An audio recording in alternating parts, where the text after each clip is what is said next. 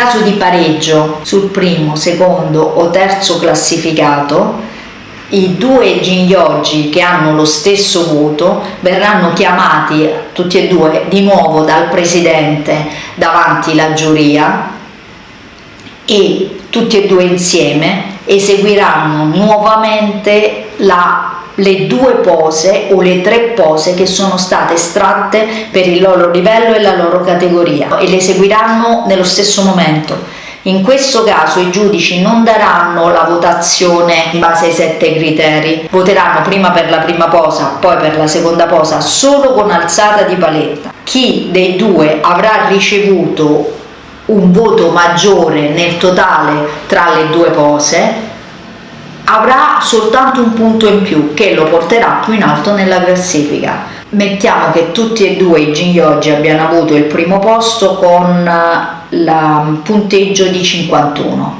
In questo caso il Jin-Yoji che avrà avuto nello spareggio il punteggio più elevato avrà 52, quindi l'altro Jin-Yoji con 51 avrà il secondo posto.